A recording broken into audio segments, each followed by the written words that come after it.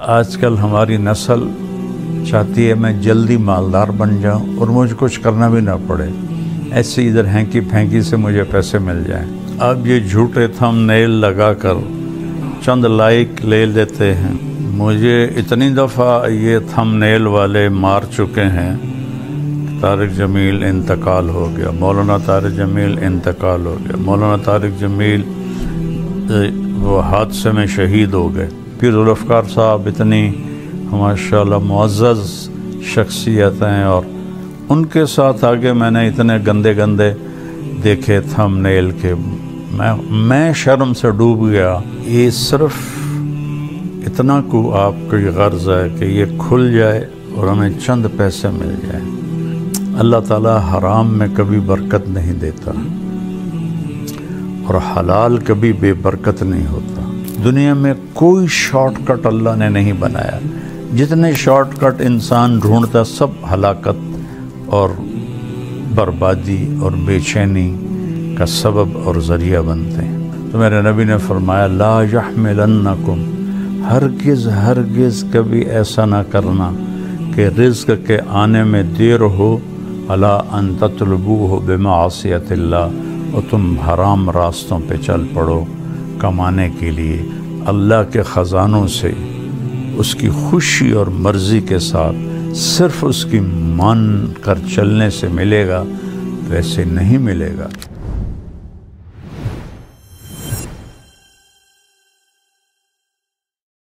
السلام علیکم ورحمۃ اللہ وبرکاتہ۔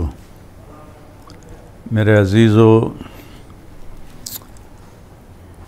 آج کی میری یہ ویڈیو خاص طور پر ان نوجوانوں لوگوں کے لیے ہے جو جھوٹے تھم نیل لگاتے ہیں کہ ہماری ویڈیو کھل جائے اور اس پر انہیں لائک مل جائیں اور کچھ پیسے آ جائیں۔ اور عمومی طور پر پورے پاکستان کے بھائی بہن دوست احباب سے گزارش ہے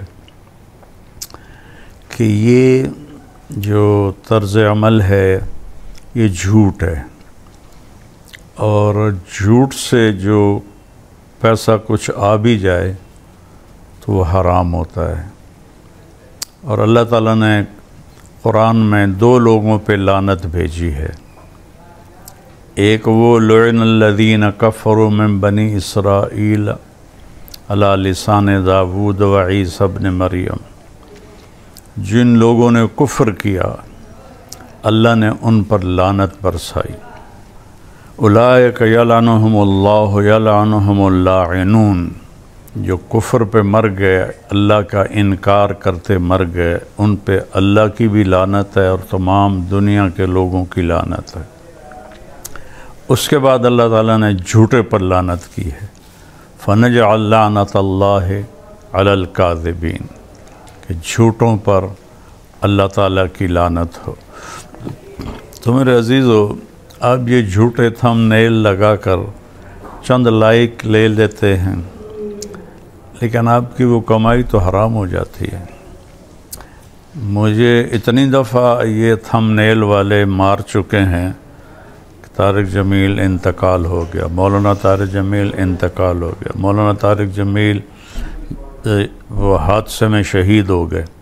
اور ایک وہ کراچی کا ایک بچہ ہے، مجھے اس کا نام بھول رہا ہے، اس کی وہ حادثے کی فوٹو لگا دیتے ہیں۔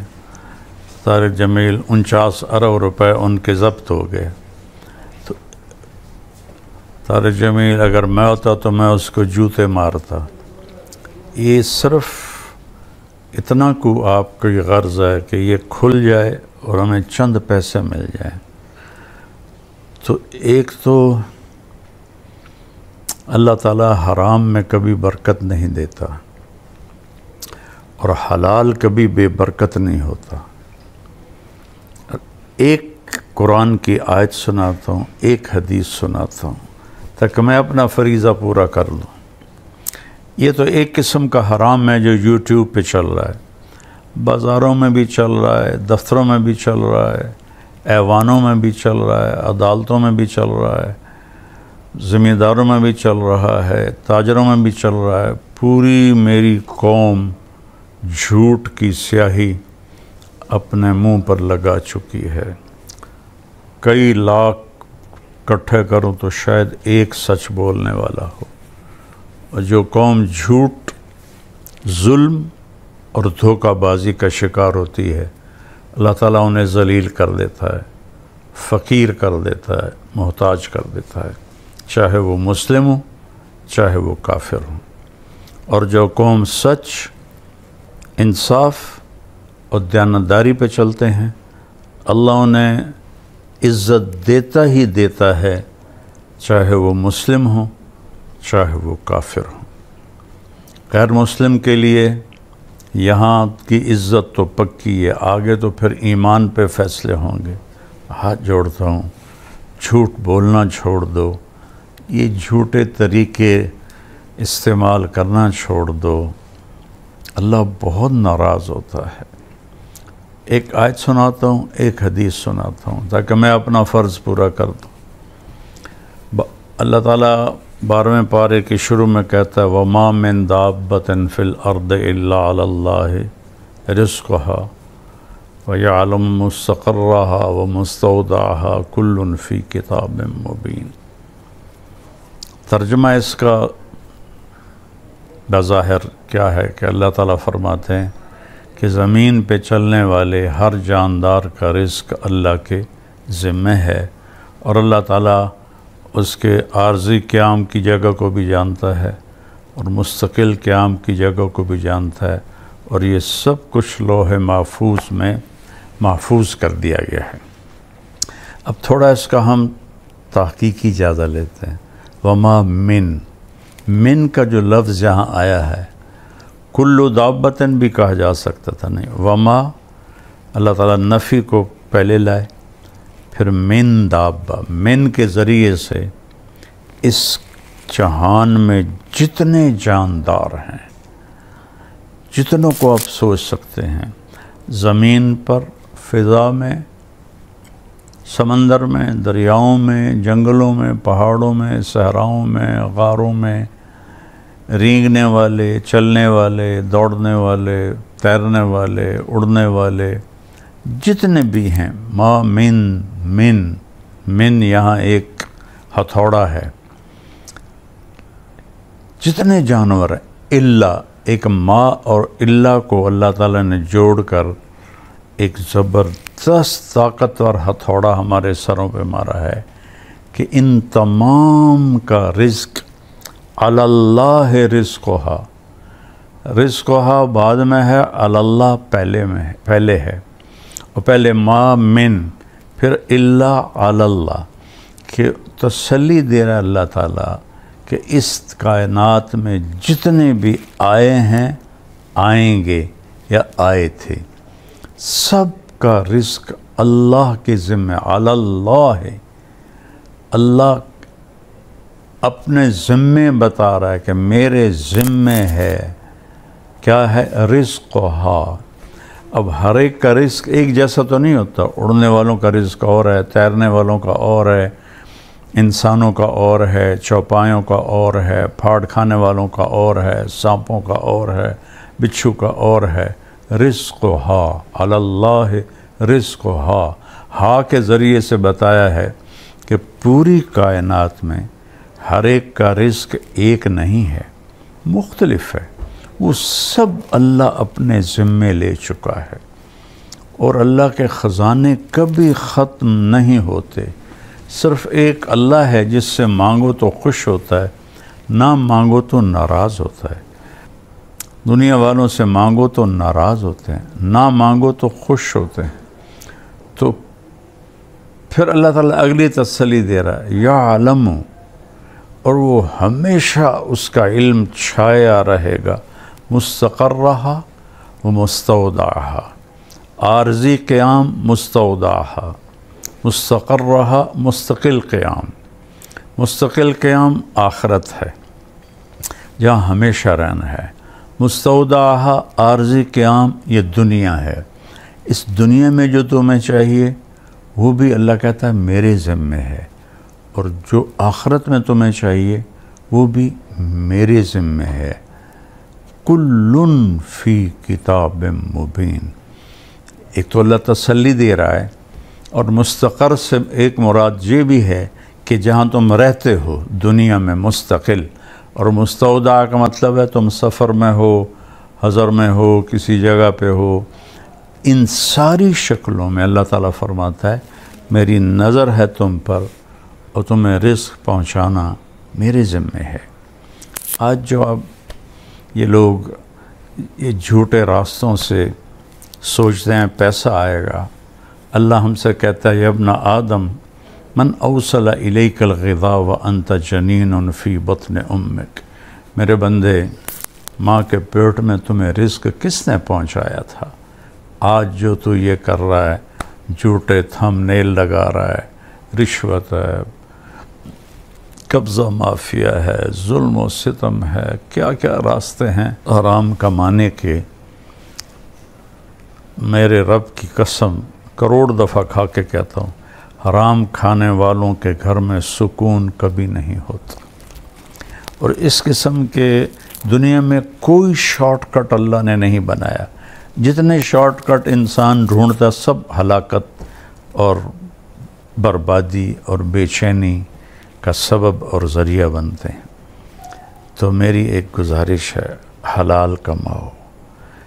ایک حدیث سنا دیتا ہوں، الا ایک سائرن ہوتا ہے، یہ مسند احمد میں، ابن حبان میں، ابو داود میں، یہ ساری بڑی حدیث کی کتابوں میں یہ روایت ہے، الا غور سے سنو، ایک سائرن ہے، ان جبریل نفث فی روعی، جبریل نے میرے دل میں ڈال دیا ہے کیا؟